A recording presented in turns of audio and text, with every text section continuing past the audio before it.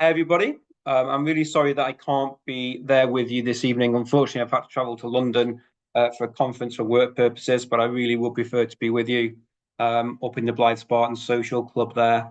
But I've put this video together so I can still give you a financial report. We're going to cover the period since I've been at the club, look at 2024-25 as a season, and then look forward to the 25-26 season. Before I do that, I'm conscious that many of you may not know who I am. So I just want to give a brief introduction for myself.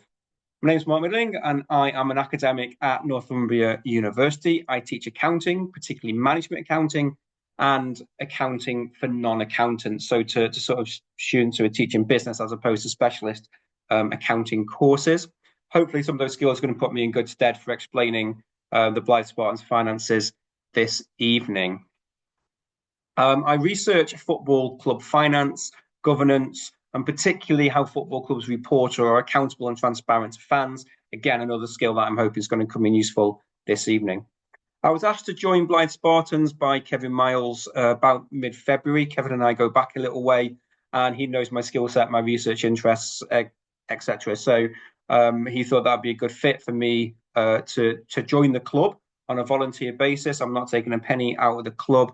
And to try and help the club to get back onto a financially sustainable, even keel. I really believe in what's going on at Blyth. I'm very passionate about football clubs being sustainably managed, and that was a big selling point for me to be able to sort of put my money where my mouth is and help Kevin and the other directors and you guys as fans to really build something at this football club that is strong and sustainable going forward. In this video, I'm going to cover the past 4 months in 2024-25 season that's just finished, and I'm also going to cover the planning for the 25-26 season as well. So the past 4 months, to sum it up, it's been extremely challenging. It's been just as challenging off the field as it has been on the field. To give you an idea of the kind of things I'm talking about here, day one, when I walked into the club, we had £28,000 of overdue creditors. We had £36,000 of a gross wage bill to cover, and we had £4,000 in the bank, above and beyond the ring fence money for the floodlights and the changing rooms. So that gives you an idea of the sort of flavour of the challenges that we've been up against there. The February wage bill, I mean, the biggest expense for any club is the wage bill. So the February wage bill was £36,000, and we managed to cover that from a range of sources. So natural club earnings, the Peter Beardsley event that brought in just over £5,000. We had some other generous donations as well from people who wish to remain anonymous. And we also had to rely on additional directors' loans to cover the sort of final £10,000–15,000 of that wage bill. So it was quite a struggle to get the February bill covered, but it was covered, and we obviously moved forward. The March wage bill, we managed to reduce it to £25,000, and all credit to Mark O'Connor and to Tom Wade for bringing that wage bill down. They really worked hard to try and bring in players who would play at a reasonable level, who wouldn't cost as much as some of the players that we already had, and also bring some through from the under-19 squad as well, as we saw towards the end of the season there. The March wage bill was paid for pretty much predominantly with the GoFundMe campaign, and we had to hold back £5,000 or £6,000 of creditors' supplier payments in order to make that payment too. So unfortunately, then at the end of March, our creditors' balance did rise, but we managed to bring that under control again in April. In April, we managed to get the wage bill down a little bit more to 24,000. I mean, in truth, it was never going to go too far below that. If you look at just our contracted players' basic wages, you're not getting much more below £20,000. So to get it down this far really was quite a good achievement. The April wage bill we hoped will be covered by the Macclesfield game. So if Macclesfield would have won the league at Clough Park, we hoped that they would bring 1,500 people with them. Unfortunately, they won the league a few games earlier, which I suppose from being a fan perspective, seeing another club win the league at your stadium isn't the nicest thing, but it would have been a great help from a financial perspective. What did happen is we got the donation from QTS. I'm sure Kevin is going to cover a bit about the QTS donation outside of this video, but for the purposes of this video, we use some of that donation to cover that April wage bill, and that's now putting us on an even keel until the end of the 24-25 season. Kevin may talk a bit more about the QTS donation, as I say, but I do want to mention a few things from my perspective as the CFO. First of all, it's not a magic pot of gold. We may have a relationship with QTS going forward, but it's not something that we can just draw down on and keep going back to and bringing, lots more money into the club. What it is it's a lifeline to get us to the end of the 24-25 season. And by the end of the 24-25 season, going into next season, we will have pretty much used all of the donation in order to see the club to that point.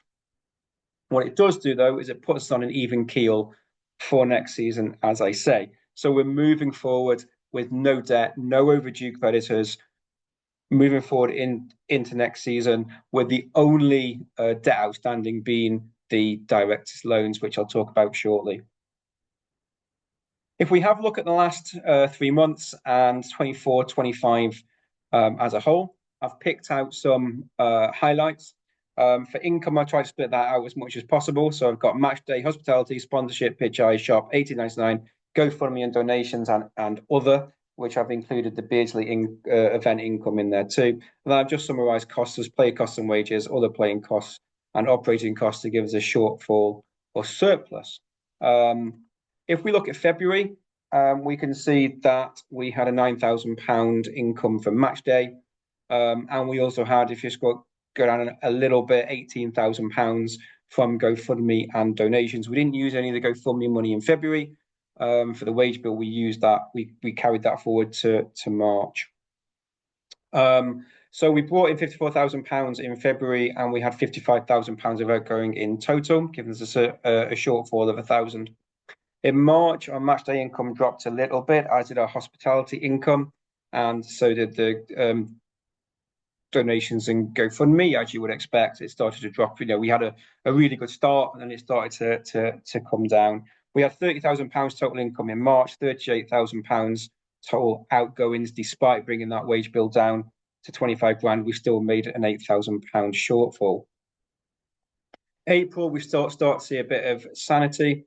Again, match day income £8,000. You can see the GoFundMe and donations total £68,000. There are a few extra donations in there as well, and a bit more GoFundMe. Again, not as much as March and February, but there's still a bit more GoFundMe funds in there as well.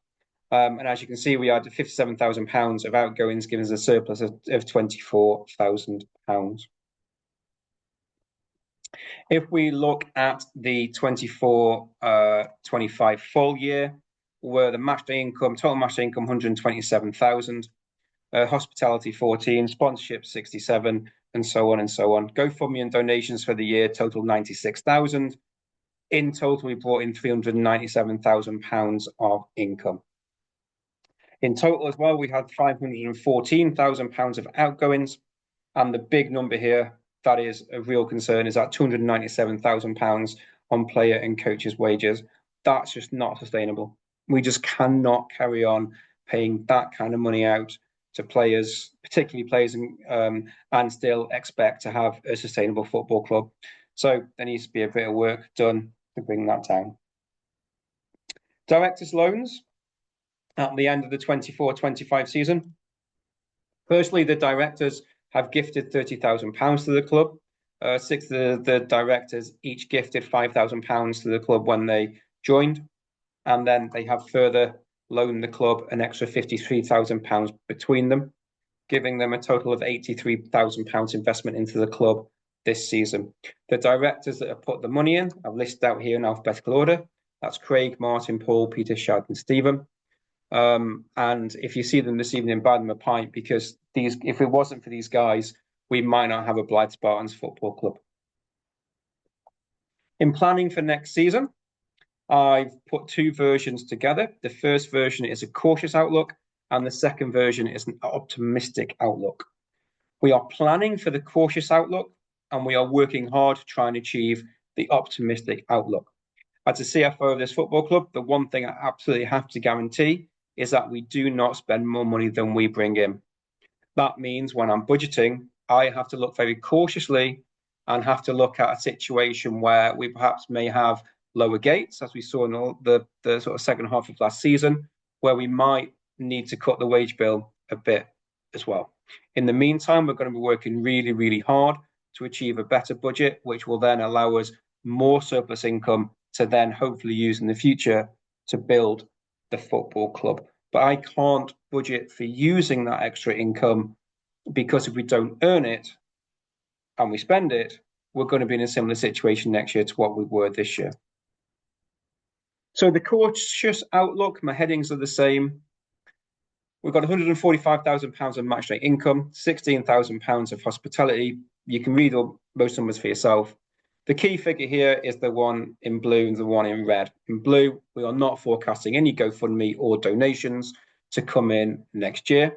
And it also includes a challenge income of £18,000. So that's a challenge for the club and the directors to try and earn an extra 18 grand that's not in the figures above. That is achievable, but it is a challenge to the directors. I have challenged them to do that. So we're looking at bringing in £319,000 of income and have £307,000 of total costs, giving us a £12,000 surplus.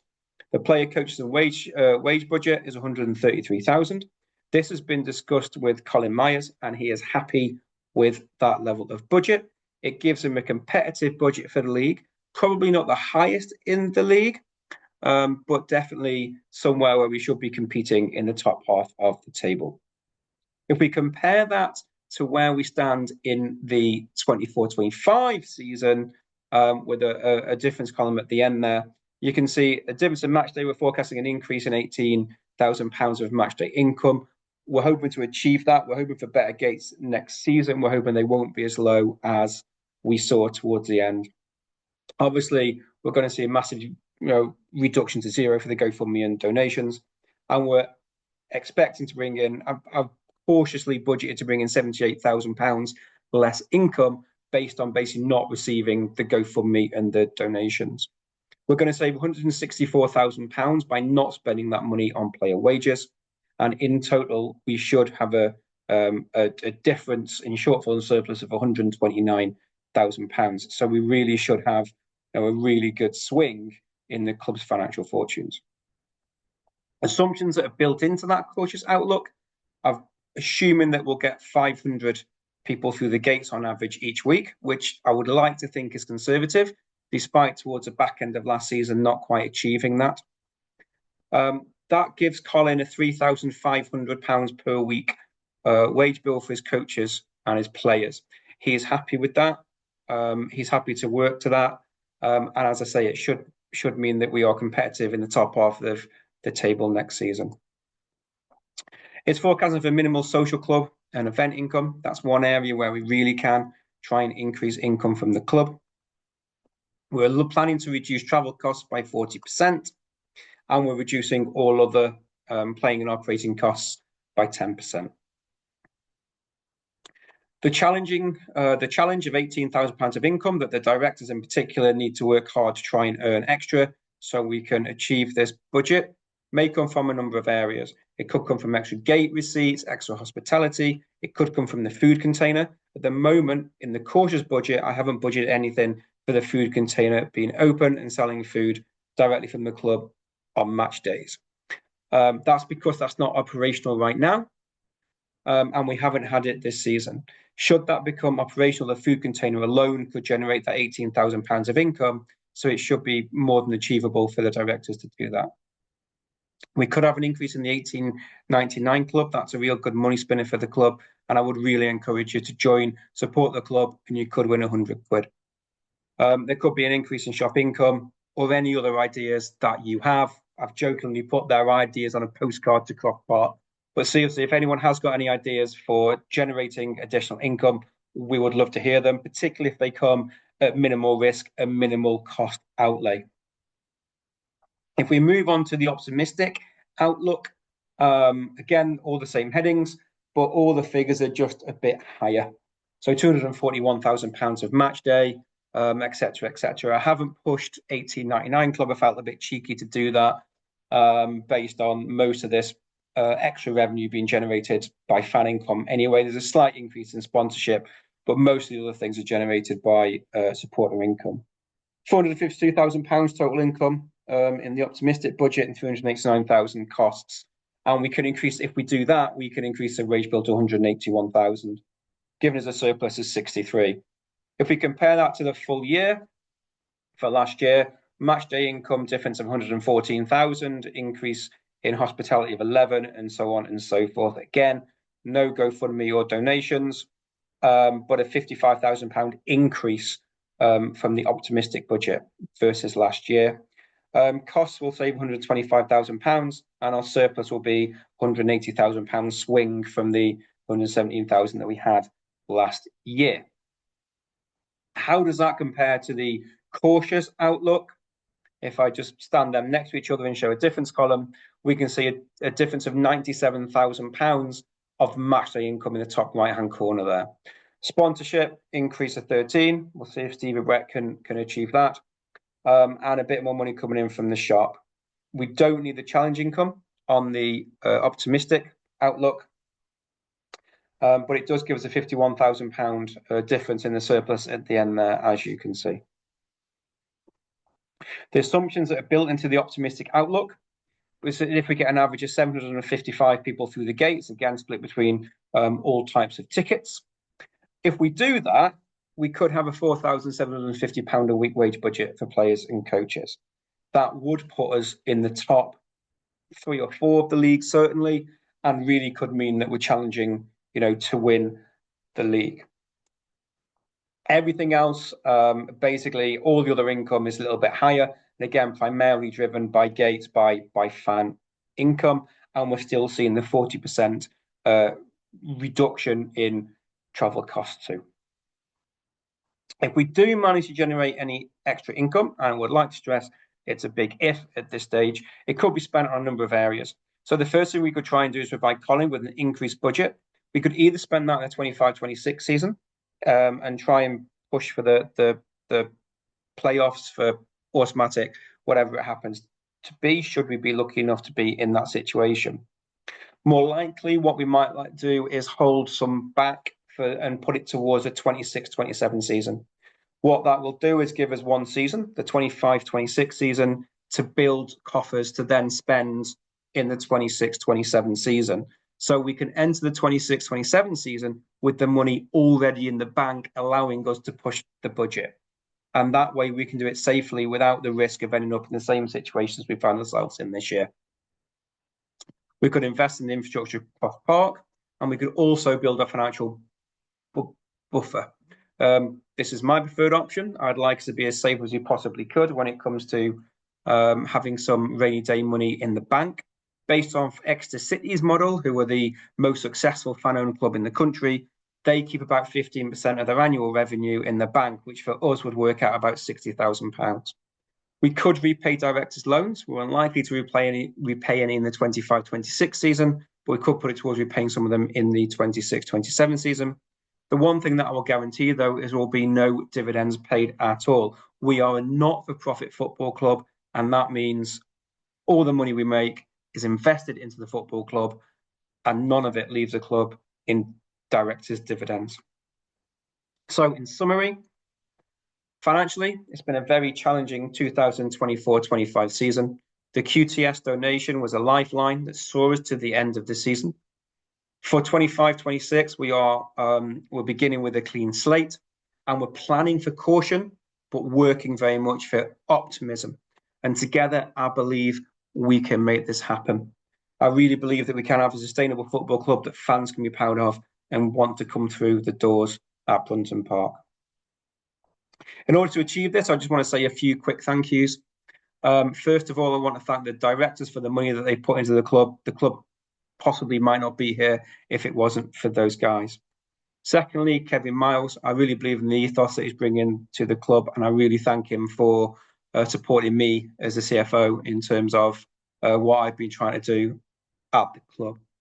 Colin Blackett has been an absolute rock as far as I'm concerned in terms of his knowledge of the club, in terms of getting things done, being effectively the operational manager of the club. Scott Gibson as well. Thank you very much, Scott, for basically just being an absolute fantastic bloke to work with. Scott does a lot of work behind the scenes, and I might do a lot of the planning, the analysis. Now I might be the one on the video tonight, but Scott's work behind the scenes, helping me doing all the cash transactions and all the grunt work behind finance, really is very useful. And the club wouldn't be here if it wasn't for Colin and Scott. The club absolutely wouldn't be here. They make the club work. Finally, one final thank you, and that's to you guys. It's enough to say that the club wouldn't work without the directors, without Colin, without Scott, and so on. But without you guys turning up and supporting the club, there'd be absolutely no point in it being here. So really looking forward to seeing you all again across part next season and getting behind the team. Thank you ever so much. I'll leave it there. Take care, guys.